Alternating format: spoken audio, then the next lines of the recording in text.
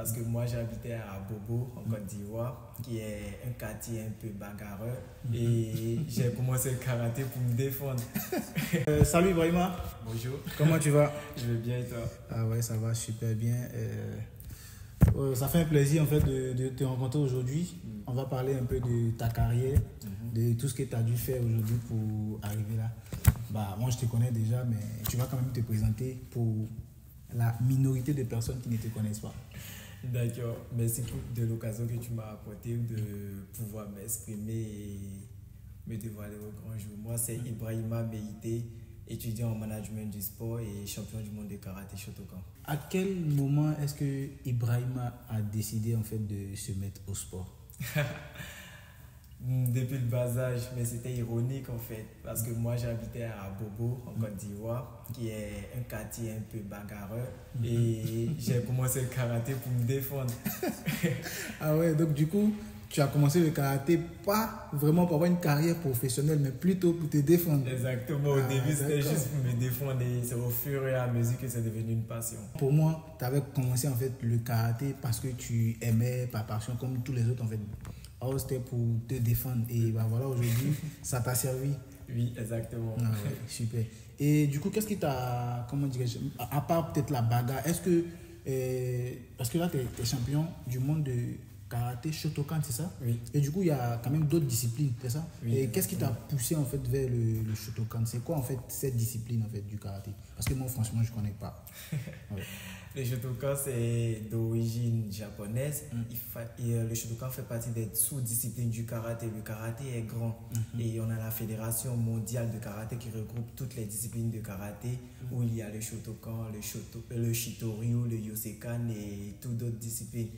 Et j'ai commencé par, je sais pas comment dire, de manière sélective. J'ai commencé parce que c'était le club qui était déjà proche de chez moi et c'est au fur et à mesure que on a eu des interactions, des compétitions avec d'autres disciplines de karaté que j'ai beaucoup apprécié le Shotokan. Ce qui veut dire que dans les sous-disciplines du karaté, il y a en fait des différences, il y a quand même des trucs qui changent ou c'est en quelque sorte vraiment le karaté en gros.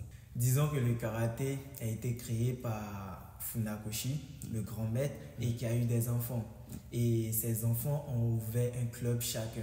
Et ce sont ces clubs-là qui sont devenus des sous-disciplines de karaté, avec des petites ramifications. Sinon, ce sont les mêmes règles, les mêmes compétitions. Et on a même au niveau mondial, le ranking se base sur le karaté mondial, la World Karate Federation, la Fédération mondiale de karaté. Et le Shotokan fait partie des sous-disciplines de karaté qui avait organisé, lui, son championnat du monde. Ok, je vois. Donc, bien vrai qu'au départ, tu n'avais pas commencé le karaté pour voilà, avoir une carrière professionnelle, tu l'avais fait pour te défendre, mais aujourd'hui, tu es arrivé quand même à un certain niveau d'excellence. Et quels sont les défis que tu as dû relever pour en arriver là? Déjà la discipline, parce que si tu n'es pas discipliné, tu ne pourras pas atteindre tes objectifs parce que la motivation, elle est aléatoire. On est tous des êtres humains, parfois on est motivé, parfois on a envie de rien faire et tout. Mais si tu gardes ta discipline, ce qui te fait dire que même si tu n'es pas motivé, tu dois suivre ton programme que tu t'es établi. Et c'est le fait d'être organisé, de suivre cette discipline-là qui m'a permis d'arriver là où je suis. Du coup, en parlant de discipline, là, tu es champion du monde. Et comment est-ce que tu t'es préparé physiquement et aussi mentalement pour pouvoir en fait remporter ce titre de champion du monde? Je dirais que la préparation, c'est pas maintenant en fait. Disons, c'est depuis que j'ai commencé le karaté. Parce que pour être champion du monde, c'est l'expérience que tu as acquise depuis tes premiers pas aux entraînements jusqu'à tes compétitions où tu as perdu, tu as gagné, que tu en tires des leçons, que tu t'entraînes pour, comment je dirais-je, pour atteindre peut-être ce niveau, pour décrocher des prix et tout. Exactement. L'expérience de toutes ces compétitions antérieures qui te permettent d'arriver là. On ne peut pas savoir quand on deviendra champion du monde un jour. Ouais, je vois. Donc du coup, c'est-à-dire que la préparation se fait sur en fait un long moment. En fait, c'est pas genre à 2-3 jours, à une semaine de la compétition que genre la préparation en fait se fait. C'est ça en fait. Exactement, c'est ça. Ok, super. Je sais que étant champion du monde, c'est quand même quelque chose de grand, de waouh. Donc, j'aimerais vraiment savoir comment est-ce que tu t'es senti quand tu as été déclaré en fait champion du monde de Shotokan. quand j'ai décroché mes médailles au championnat du monde de Shotokan, sur le champ, j'étais juste heureux d'avoir gagné une compétition. Mais c'est arrivé en Côte d'Ivoire à l'accueil, à l'aéroport, que j'ai senti vraiment l'impact que ça représentait pour d'avoir honoré le pays sur la scène mondiale. Et j'étais très heureux, fier de moi, fier de voir mes parents heureux, fiers de leur enfant d'avoir pu honorer la Côte d'Ivoire, que tout le pays l'acclame à cause d'une médaille. Et c'est une fierté en fait, c'est une fierté.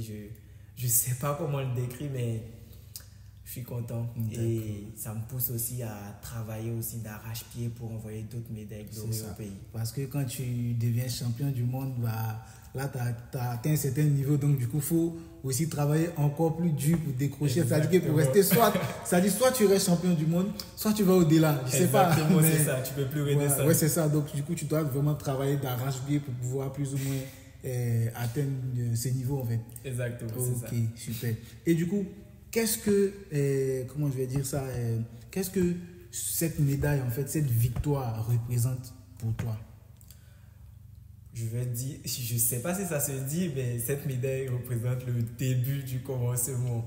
Parce que c'est pour moi un premier pas pour les sports individuels. Parce que dans notre pays, à part le football et parfois d'autres sports collectifs, les sports individuels comme le karaté que moi je pratique, la boxe ou d'autres sports ne sont pas très reconnus, très valorisés. C'est ça. Donc, c'est pour moi l'opportunité de mettre en lumière notre sport, nos sports individuels et permettre à ceux qui pratiquent le karaté qu'ils peuvent décrocher des médailles à l'international, qu'ils peuvent valoriser leur pays, honorer leur pays sur la scène internationale. Ouais, effectivement, parce que je me dis que c'est ça en fait, c'est-à-dire on dit bah tu travailles en silence, mais une fois que tu as atteint un certain niveau ou quand tu remportes quelque chose, bah, en fait, la victoire que tu as remportée fait le bruit à ta place parce que bah, on retourne peut-être 4-5 ans en arrière, on n'aurait pas entendu parler de Ibrahima. Et aujourd'hui, grâce à cette médaille, bah, tout le monde entend parler d'Ibrahima, on voit Ibrahima sur les plateaux télé, on voit Ibrahima sur les réseaux sociaux, on sait que c'est un athlète et il fait particulièrement un sport de combat. Et du coup, tu permets en fait à d'autres personnes qui ne connaissaient pas en fait cette discipline de vraiment connaître. Et moi, je trouve que c'est vraiment bien de ne pas aller tous vers un sport qui est connu de tous tu vois. Donc, franchement, c'est bien. Et à part en fait l'accueil que tu as reçu en Côte d'Ivoire et tout, toi, personnellement, comment est-ce que tu as célébré ta victoire? Disons, j'ai célébré ma victoire quand j'ai eu l'occasion de m'exprimer sur les plateaux télé parce que c'était ma première fois d'aller sur les plateaux télé et je découvrais un autre monde et ça me permettait aussi de dévoiler au monde ma passion en fait. Donc le fait de parler de ma passion sur les plateaux télé était pour moi l'occasion de célébrer ma victoire au grand jour aux yeux du monde ivoirien. Ouais, c'est ça. Et comme tu l'as dit tout à l'heure, ce n'est que le début du commencement.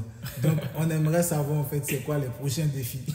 Les prochains défis sont très clairs. Déjà, l'année prochaine, en 2025, il y a les World Games, les Jeux mondiaux, auxquels je dois me qualifier, qui, eux, sont de la Fédération mondiale, la WKF, qui l'organise. Et je ferai des compétitions pour pouvoir me qualifier pour les World Games. En tout cas, nous, on a confiance en toi, on sait que tu vas te qualifier. Inch'Allah, et si possible, décrocher la médaille et espérer que le karaté revienne aux Jeux Olympiques en 2028 pour pouvoir y participer. Donc, du coup, ils ont supprimé le karaté des Jeux Olympiques. Ouais, on y était en 2020 et on n'a pas été sélectionné parmi les sports retenus en 2024. On espère revenir en 2028 et là, définitivement, pour que nous, passionnés de karaté, puissions un jour espérer décrocher une médaille olympique. Tu es étudiant en sport là maintenant. Oui, en management du sport. Et on aimerait savoir comment est-ce que tu jauges en fait genre le sport, les études et tout. Déjà, sport et études, c'est vraiment pas facile. Faut être organisé, comme je l'ai dit, et discipliné. Donc, parfois, je voulais abandonner. Je le dis franchement, je voulais abandonner et me concentrer que sur mes études parce que mes parents m'ont mis à l'école pour que je devienne cadre-demain. Mais étant donné que je suis passionné, étant donné que j'étais passionné par ce sport qui est le karaté, j'ai dit non, je peux pas lâcher le karaté.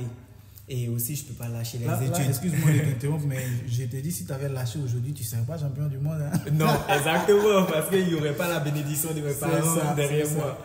Donc, avec les conseils de mes grands frères, de mes dévanciers, de ceux de Cissé Chèque même, de mon coach surtout, qui me disait toujours de ne pas lâcher, qui m'aidait dans l'organisation, j'ai pu allier sport et études pour déjà honorer la vision de mes parents, d'être un cadre demain et moi continuer ma passion et envoyer plus de médailles internationales au pays.